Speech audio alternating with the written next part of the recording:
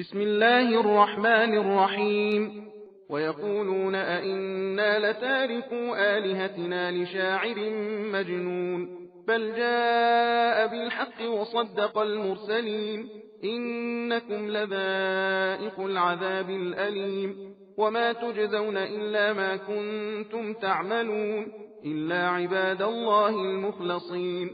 أولئك لهم رزق معلوم فواكه وهم مكرمون في جنات النعيم على سرر متقابلين يطاف عليهم بكأس من معين بيضاء لذة للشاربين لا فيها غول ولا هم عنها ينزفون وعندهم قاصرات الطرف عين كأنهن بيض مكنون فأقبل بعضهم على بعض يتساءلون قال قائل منهم إني كان لي قرين يقول أئنك لمن المصدقين أئذا متنا وكنا ترابا وعظاما أئنا لمدينون قال هل أنتم مطلعون فاطلع فرآه في سواء الجحيم قال تالله إن كدت لتردين ولولا نعمة ربي لكنت من المحضرين أفما نحن بميتين إلا موتتنا الأولى وما نحن بمعذبين إن هذا لهو الفوز العظيم لمثل هذا فليعمل العاملون أذلك خير نزلا أم شجرة الزقوم إنا جعلناها فتنة للظالمين إنها شجرة تخرج في أصل الجحيم طلعها كأنه رؤوس الشياطين فإنهم لآكلون منها فمالئون منها البطون ثم إن لهم عليها لشوبا من حميم ثم إن مرجعهم لإلى الجحيم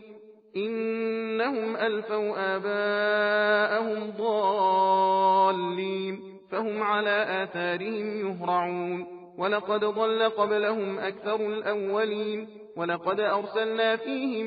منذرين فانظر كيف كان عاقبة المنذرين إلا عباد الله المخلصين ولقد نادانا نوح فلنعم المجيبون ونجيناه وأهله من الكرب العظيم وجعلنا ذريته هم الباقين وتركنا عليه في الآخرين سلام على نوح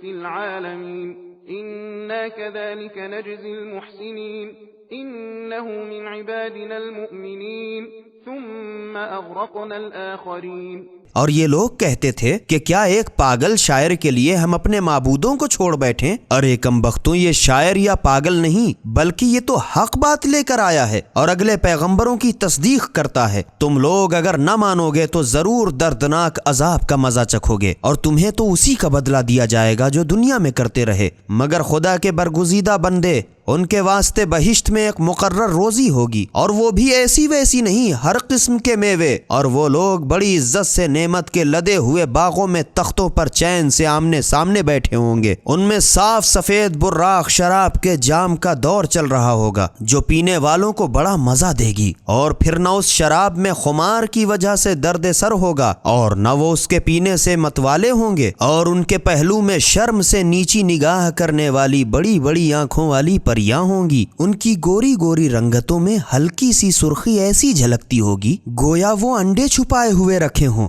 फिर एक दूसरे की तरफ मुतवज्जे होकर बाहम बातचीत करते करते उनमें से एक कहने वाला बोल उठेगा कि दुनिया में मेरा एक दोस्त था और मुझसे कहा करता था कि क्या तुम भी कयामत की तस्दीक करने वालों में हो? भला जब हम मर जाएंगे और सड़ गल कर मिट्टी और हड्डी होकर रह जाएंगे तो क्या हमको दोबारा जिंदा करके हमारे अमाल का बदला दिया जाएगा? फिर अपने बहिश्त के साथियों से कहेगा तो क्या तुम लोग भी मेरे साथ उसे झांक कर देखोगे? गरज झांका तो उसे बीच जहन्नम में पड़ा हुआ देखा تھا، یہ دیکھ کر بے ساختہ بول اٹھے گا کہ خدا کی قسم تم تو مجھے بھی تباہ کرنے ہی کو تھے، اور اگر میرے پروردگار کا احسان نہ ہوتا تو میں بھی اس وقت تیرے ساتھ جہنم میں گرفتار کیا گیا ہوتا۔ اب بتاؤں کیا میں تم سے نہ کہتا تھا کہ ہم کو اسی پہلی موت کے سوا پھر مرنا نہیں ہے، ورنہ ہم پر آخرت میں عذاب ہوگا، تو تمہیں یقین نہ ہوتا تھا؟ یہ یقینی بہت بڑی کامیابی ہے۔ ایسی ہی کامیابی کے واسطے کام کرنے والوں کو کارگزاری کرنی چاہیے۔ بھلا مہمان کے واسطے یہ سامان بہتر ہے یا تھوہڑ کا درخت جو جہنمیوں کے واسطے ہوگا، جسے ہم نے یقیناً ظالموں کی آزمائش کے لیے بنایا ہے؟ یہ وہ درخت ہے جو جہنم کی تہ میں اگتا ہے، اس کے پھل ایسے بدنما ہیں